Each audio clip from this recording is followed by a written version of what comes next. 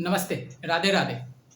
मैं आप सभी का GD Sharma sir, biology faculty, एक नए टॉपिक के साथ आया हूँ, जिस टॉपिक का नाम है बायोलॉजी यूनिट का। ये बहुत इंपॉर्टेंट टॉपिक है, जो 9th में भी इम्पॉर्टेंट है, 10th में भी इम्पॉर्टेंट है, और आप लोग कभी ना कभी कहीं ना कहीं बायोलॉजी में इस टॉपिक को पढ़ते हो, जिस टॉपिक का नाम है सेल।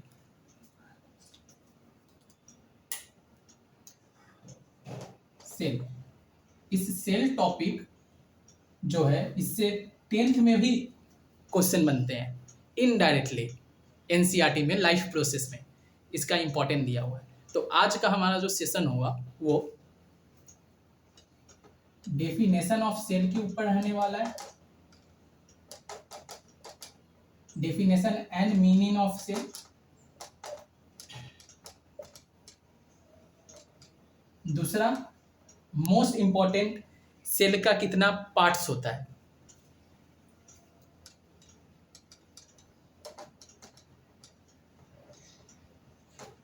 पार्ट्स ऑफ सेल, जिसमें हम लोग क्या पढ़ेंगे, इसमें हम लोग पढ़ेंगे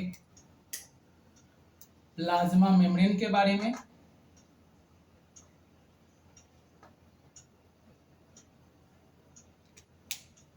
दूसरा हम लोग पढ़ेंगे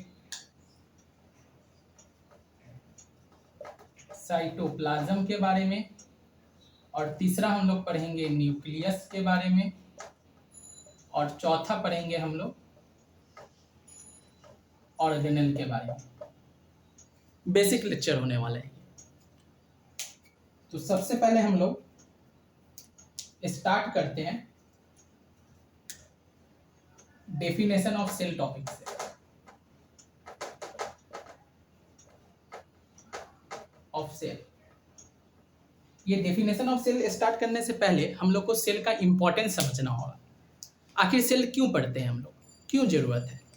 क्या मार्क्स के लिए? नहीं, सेल हम लोग इसलिए पढ़ते हैं क्योंकि किसी भी लिविंग ऑर्गेनिज्म को जब हम लोग देखेंगे तो हम लोग को कुछ ना कुछ एक ख्याल जरूर आता है कि आखिर वो कैसे बना होगा, एक पूरा ऐसा स्ट्रक्चर, कुछ तो एक ऐसा पार्ट होगा जिससे शुरुआत हुआ होगा लिविंग ऑर्गेनिज्म का बनने का। तो उसी को हम लोग पढ़ेंगे। तो एक डेफिनेशन है सेल के बारे में, एनसीईआरटी लिखती है सेल के बारे में डेफिनेशन, जिसका नाम है it is the structural, functional and fundamental unit of life. एक एक करके इन सभी का मतलब हम लोग पढ़ेंगे कि आखिर स्ट्रक्चरल का क्या मतलब होता है, फंक्शनल का क्या मतलब होता है, और फंडामेंटल का क्या मतलब होता है। सबसे पहले हम लोग फंडामेंटल के बारे में बात करते हैं। फंडामेंटल, आपने घर तो देखा ही होगा, जाहिर सा बात है। अभी आप जहाँ पे ये वीडियो देख रहे हैं वो घर ही है या ऑफिस है, कुछ ना कुछ तो है ही है। तो वो कैसे बनता है, बेसिक एक चीज़ बताइए जिससे वो चीज़ बनता है। तो आप लोग बोलेंगे क्या है, ब्रिक्स, पत्थर, ईंट, जिससे वो बनता है। क्या वो प्रॉपर एक अलाइन होगा तब वो बनाएंगे।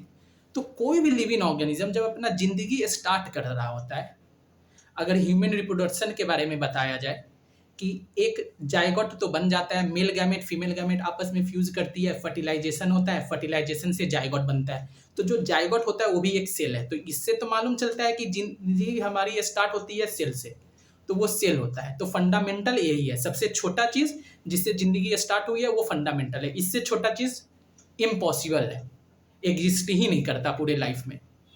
ठीक, फंडामेंटल समझ में आया। जैसे घर बनता है तो एक पत्थर जो होता है उसका वो फंडामेंटल है, फाउंडेशन है, उसी तरह ये सेल में भी, मतलब हमारे लिविंग ऑर्गेनिज्म में ये फंडामेंटल है सेल। अब इसको स्ट्रक्चरल क्यों बोलते हैं? क्योंकि अब जब घर है, उस घर के ब्रिक्स को आप अरेंज करते जाइए, जैसा शेप का आप घर चुने हैं। ड्राइंग में हम लोग ऐसा घर बनाते हैं, मान लीजिए कि ये ऐसा घर है। ठीक, जब ऐसे घर के बारे में बात किए तो आप क्या करेंगे, आप प्रॉपर एक एक अलाइन करेंगे, तब जाके आपको एक स्ट्रक्चरल चीज मिलेगा। अलग एक कमरा होगा, फिर और कमरा होगा उसके अंदर, तो ये स्ट्रक्चरल है। मतलब पहले सेल रहा होगा, एक सेल रहा होगा। सेल आपस में बहुत सारा ग्रुप बनाएगा आपस में। इन सबको हम लोग बोलेंगे क्या? इन सबको हम लोग बोलेंगे टिश्यू। फिर ये टिश्यू मिलके ऑर्गन बनाएगा, फिर ये ऑर्गन मिलके एक ऑर्गन सिस्टम बनाएगा, और फिर इस ऑर्गन सिस्टम के बाद हम लोग को एक ऑर्गेनिज्म मिलेगा। इस ऑर्गेनिज्म में हमारे बैक्टीरिया भी आ गए और हम भी आ गए, ह्यूमन। तो ये तो समझ में आ रहा है कि ये स्ट्रक्चरल है, कि आपस में एक चीज आपस में अरेंज किया, फिर उसके बाद और एक अरेंज हुआ, ऑर्गन बना, जैसे किडनी, हार्ट, लंग्स, ऑर्गन बना, और ग्रुप किया प्रॉपर, एक एक अलाइन करते गए, तब हम लोग को क्या मिला? ऑर्गन सिस्टम मिला। Digestive system, respiratory system, excretory system, reproductive system, जिसमें रिप्रोडक्टिव ऑर्गन आ गया, है कि नहीं? उसके बाद हम लोग का एक ऑर्गेनिज्म मिला।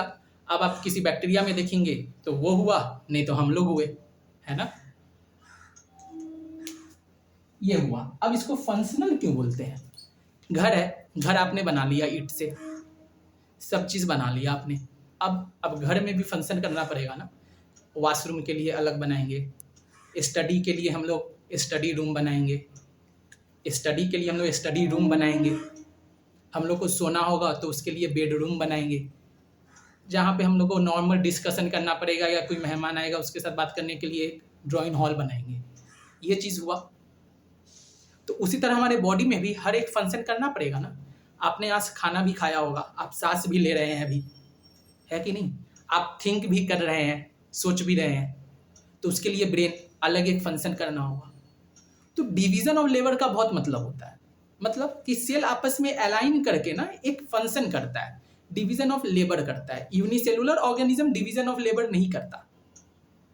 हर ऑर्गेनिज्म में तो सेल है, यूनिसेलुलर ऑर्गेनिज्म में ना डिवीजन ऑफ लेबर नहीं होता, मतलब हर एक सेल अलग अलग फंक्शन के लिए नहीं है।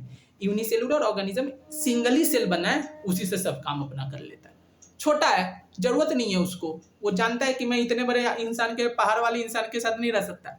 जबकि ह्यूमन में क्या है? ह्यूमन को तो भाई सोचना है, स्पेसिफिक होता है हर एक चीज़ के मामला में। तो ह्यूमन में भी हर एक सेल आपस में अलाइन करके वो क्या हुआ? डिवीजन ऑफ लेबर करने के लिए एक किडनी ऑर्गन हुआ जो एक्सक्रीशन का काम करेगा, removal of waste. Brain, neuron cell सोचने का काम करेगा।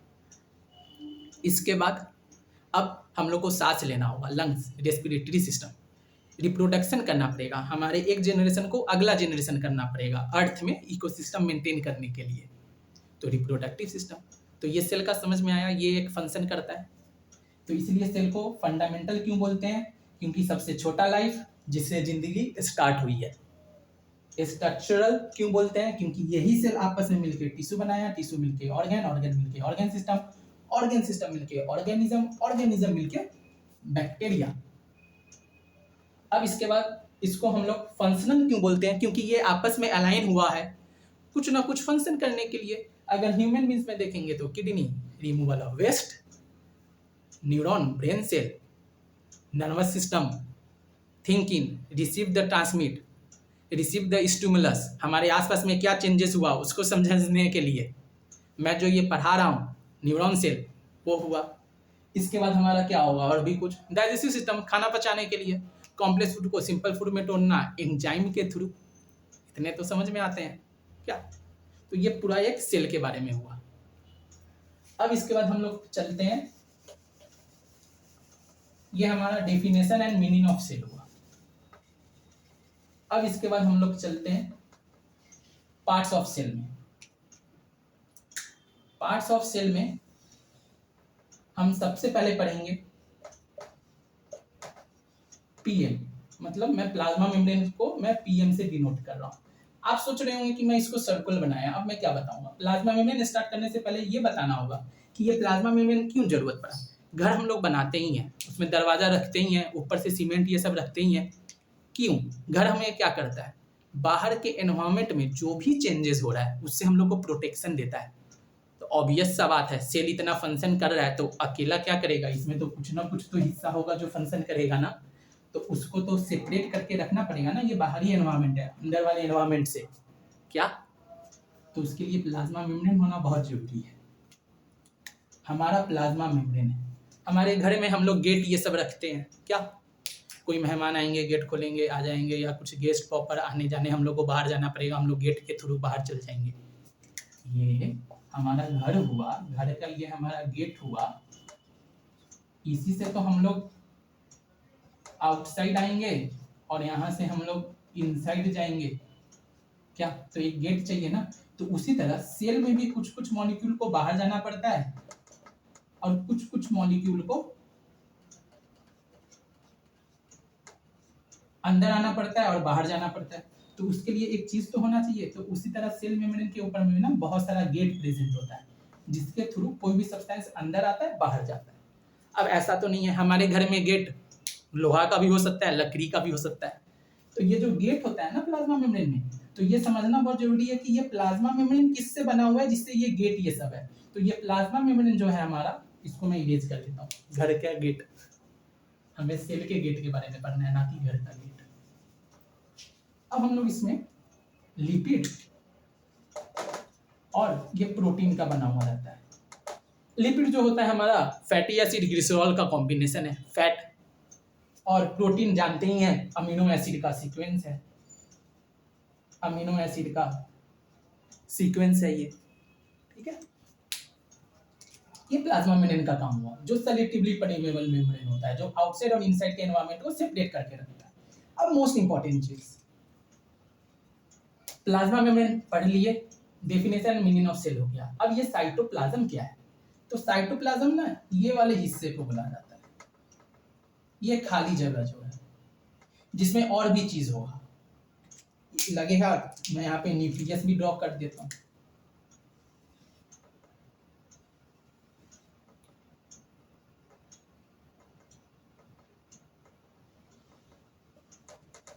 ठीक है, और बीच में मैं कुछ ऑर्गेनेल बना देता हूँ।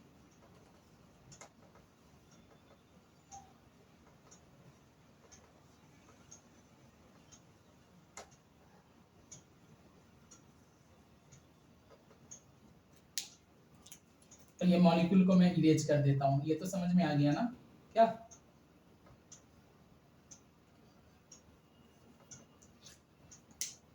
चलिए अब हम स्टार्ट करते हैं। साइटोप्लाज्म, एक बात समझ में आ रहा होगा कि जहां पे मैं ये न्यूक्लियस बनाया हूं ना, ये वाला ये वाला ये वाला ये वाला ये वाला, ये हमारा न्यूक्लियस है, ये पूरा।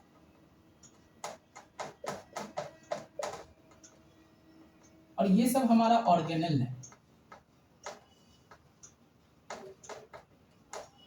एक आपको समझ में आ रहा होगा कि कुछ एक ऐसा चीज है जो न्यूक्लियस भी है और यहाँ पे बहुत सारा डिफरेंट डिफरेंट ऑर्गेनल है। तो एक स्पेस जहां पे बहुत सारा रिएक्शन हो रहा हो और वो सेमी फ्लूइड मैट्रिक्स है, ये सेमी सेमी जैसा है, मतलब सेमी फ्लूइड मैट्रिक्स है, मतलब पूरा पूरी पानी नहीं है, उस पानी में कुछ ना कुछ है।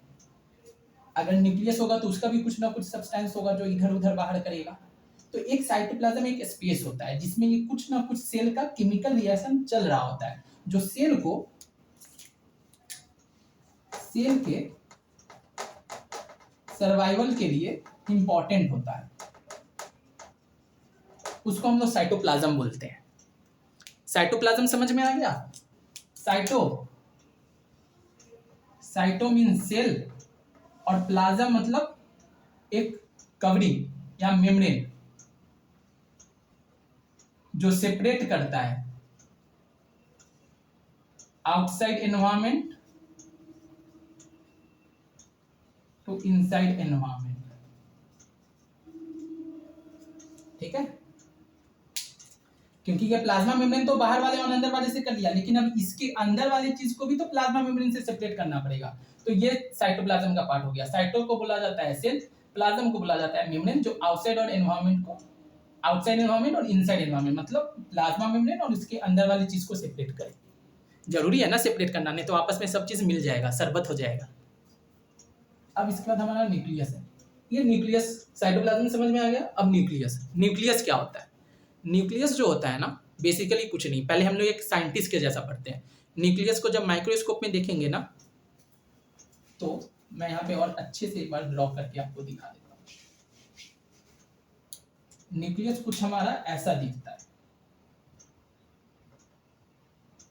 बीच बीच में स्पेस रहता है, क्योंकि न्यूक्लियस में क्या होता है बताइए, डीएनए होता है, जेनेटिक मटेरियल।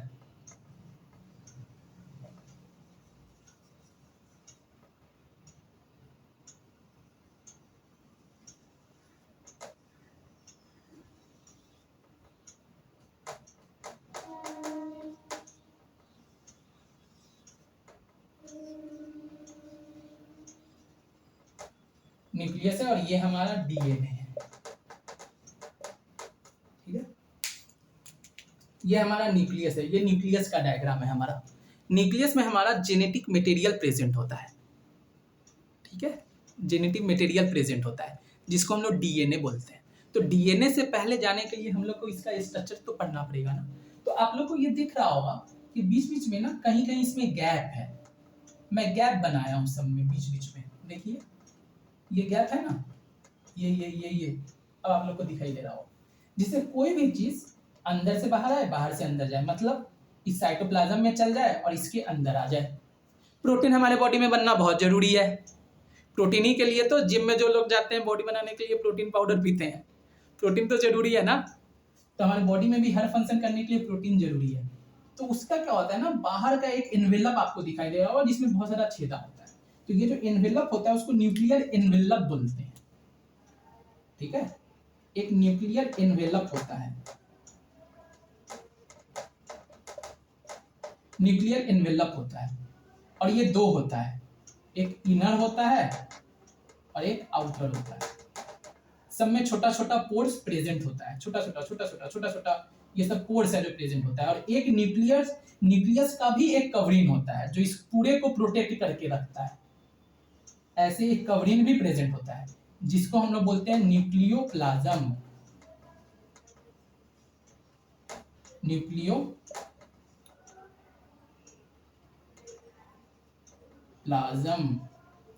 न्यूक्लियोप्लाज्म बिल्कुल प्लाज्मा मेम्ब्रेन और कुछ भी नहीं। ये सब तो इंट्रासेलुलर कंपार्टमेंट है। इंट्रासेलुलर कंपार्टमेंट मतलब सेल के अंदर में है ना, तो इंट्रासेलुलर कंपार्टमेंट है। तो इसका भी प्लाज्मा मेम्ब्रेन बिल्कुल इसी के जैसा बनेगा। बस फर्क इतना होगा कि ये इसको कवर कर रहा है, न्यूक्लियस को कवर कर रहा है, इसलिए न्यूक्लियोप्लाज्म। इसके अंदर में न्यूक्लियोलस मिलेगा। न्यूक्लियोप्लाज्म समझ में आएगा, बिल्कुल प्लाज्मा मेम्ब्रेन के जैसा एक कवरिंग। न्यूक्लियर एनवेलप रहता है जो इंटर और जो इनर और बाहर वाले में रहता है, जिससे कोई भी चीज बाहर से अंदर आ पाए। न्यूक्लियस जगह होता है, न्यूक्लियोलस एक जगह होता है, उसके बाद हमारा डीएनए प्रेजेंट होता है। ये हमारा क्या होता है, न्यूक्लियोलस। इसके अंदर में हमारा डीएनए प्रेजेंट होता है। और डीएनए क्या होता है, एनसीईआरटी लिखती है। एनसीईआरटी क्या लिखती है डीएनए के बारे में, एक जेनेटिक मटेरियल है। हमारे पापा मम्मी से कैरेक्टर हमारे अंदर आया ना, पापा मम्मी से हमारे अंदर में कैरेक्टर आया ना, तो वो कहाँ से आया, डीएनए से आया। क्या जेनेटिक मटेरियल होता है। और जीन किसको बोलते हैं, डीएनए के सेगमेंट के ऊपर में। डीएनए कुछ भी नहीं, मैं यहां पे ड्रॉ करता हूं। डीएनए कुछ भी नहीं, एक धागा है, और इस धागे के हर एक सेगमेंट को हमने क्या बोल दिया, ये एक सेगमेंट हुआ। मैं इस सेगमेंट को ले रहा हूं, ये सभी तो सेगमेंट ही हैं क्या। और इस सेगमेंट को मैं क्या बोलता हूं, जीन बोलता हूं। यही तो रिस्पॉन्सिबल है ना कैरेक्टर के लिए। अब इसके अंदर में ये तो पूरा कहानी हुई न्यूक्लियस के बारे में। तो क्या हुआ, एक बाहर का बाउंड्री जो सेल को बाहर से सेपरेट करता है, प्लाज्मा मेम्ब्रेन। अंदर से बाहर सब्सटेंस जा सकता है, अंदर से बाहर, बाहर से अंदर जा सकता है plasma membrane, lipid and protein. उसके बाद इसके अंदर में हमारा न्यूक्लियोलस मतलब न्यूक्लियस मिलता है। न्यूक्लियस का कवरिंग एक न्यूक्लियर मेम्ब्रेन रहता है जिसको न्यूक्लियोप्लाज्म बोलते हैं। एक एनवेलप होता है इनर और आउटर, और उसके अंदर में न्यूक्लियोलस। न्यूक्लियस के अंदर में हमारा डीएनए प्रेजेंट होता है। डीएनए के अंदर में एक सेगमेंट होता है जिसको हम लोग जीन बोलते हैं, जो जेनेटिक मटेरियल होता है। इसी में हमारा क्रोमोसोम भी मिलता है। अब ऑर्गेनल क्या होता है? कुछ कुछ ऑर्गेनल जो न्यूक्लियस से जुड़े हुए रहेंगे वो ER बोलते हैं। अब आप बोलेंगे सर आपने तो ऑर्गेनल के बारे में नहीं बताया। ऑर्गेनल कुछ भी नहीं, ऑर्गेनल जो होता है ना, organelle is analogous to organ. हमारे बॉडी में भी ऑर्गन फंक्शन करता है ना, तो सेल में भी फंक्शन करने के लिए जो सेल को सर्वाइवल के लिए बहुत जरूरी है वो सब फंक्शन वो ऑर्गेनल होता है, उसको हम लोग ऑर्गेनल बोलते हैं, जो साइटोप्लाज्म में मिलता है। देखिए ये पूरा साइटोप्लाज्म ही है ना, ये जो रेड कलर का मैं बनाया था इसको तो मैं साइटोप्लाज्म ही बोला था ना। तो इस साइटोप्लाज्म में हमारा ऑर्गेनल प्रेजेंट है, कुछ ER से हमारा मिलता जुलता है, मतलब ये ER है जो हमारा कहाँ से निकला है, ये हमारा न्यूक्लियस से हमारा निकला है। ऑर्गेनल जो होता है वो ऑर्गन के एनालॉगस होता है, मतलब ऑर्गन का जैसा फंक्शन करेगा। बहुत सारा ऑर्गन होता है, एंडोप्लाज्मिक रेटिकुलम होता है, हमारे बॉडी में एनर्जी बनते रहता है, किसी को भी पीट सकते हैं, कूद सकते हैं, जंप कर सकते हैं, एक्सरसाइज कर सकते हैं, माइटोकॉन्ड्रिया, ये ऑर्गेनल होता है। ठीक है, तो ये था पूरा सेल के बारे में, जिसमें हमने सेल के बारे में हमने डेफिनेशन पढ़ा, मीनिंग ऑफ सेल देखा। Cell is called the structural, functional and fundamental of unit of life. Structural क्यों बोलते हैं? क्योंकि बहुत सारा सेल आपस में मिलकर टिश्यू, टिश्यू मिलकर ऑर्गन, ऑर्गन मिलकर ऑर्गन सिस्टम, ऑर्गन सिस्टम मिलकर ऑर्गेनिज्म। स्ट्रक्चरल, फंक्शनल क्यों? क्योंकि ये सब जब आपस में कंबाइन होता है तो कुछ ना कुछ फंक्शन करता है हमारे बॉडी में, जैसे डाइजेस्टिव सिस्टम ऑर्गन के थ्रू होता है, रिप्रोडक्टिव सिस्टम रिप्रोडक्टिव ऑर्गन के थ्रू होता है, टेस्टिस एंड ओवरी, और हमारा एक्सक्रीटरी सिस्टम, मान लीजिए किडनी, मान लीजिए क्या होता है ये kidney, removal of waste, nervous system, brain, neuron. और फंडामेंटल क्यों बोलते हैं? क्योंकि जिंदगी उसी सेल से स्टार्ट हुई है हमारी। क्या फिलॉसफी बात नहीं है? सही है। इसके बाद हमने सेल के पार्ट्स के बारे में पढ़ा, प्लाज्मा मेम्ब्रेन के बारे में पढ़ा, जो बाहर और अंदर वाली चीजों को सेपरेट करके रखता है, लिपिड और प्रोटीन का बना हुआ रहता है, बस कुछ भी नहीं। उसके बाद हमने साइटोप्लाज्म के बारे में पढ़ा, इस सेल का एक स्पेस जिसमें बहुत सारा केमिकल रिएक्शन हो रहा है, जिसमें ER भी मिल रहा है, न्यूक्लियस भी मिल रहा है, ये सब हमारा होता है साइटोप्लाज्म। साइटो मतलब सेल, प्लाज्म मतलब एक मेम्ब्रेन जो बाहर से अंदर को सेपरेट करता है, मतलब पूरी बाहर नहीं, प्लाज्मा मेम्ब्रेन और उसके अंदर वाले चीजों को सेपरेट करता है, ये भी मैं बताया हूं। उसके बाद न्यूक्लियस, न्यूक्लियर के मेम्ब्रेन को न्यूक्लियोप्लाज्म, उसके बाद न्यूक्लियर एनवेलप जो इनर और आउटर होता है, जहां से बाहर, अंदर से बाहर कोई भी चीज आ सकता है, और उसके अंदर में न्यूक्लियोलस मिलता है, वो जगह जहां पे हमारा DNA मिलता है, और DNA का सेगमेंट जीन। DNA क्या होता है? जेनेटिक मटेरियल, जो पेरेंट्स हमारे पापा मम्मी के कैरेक्टर को हमारे अंदर में भेजता है। यही था पूरा लेक्चर। आशा करता हूँ आप सबको समझ में आया होगा। GD शर्मा सर का ये लेक्चर है। कीप स्टडिंग, कीप स्माइलिंग, और स्वस्थ रहिए। राधे राधे।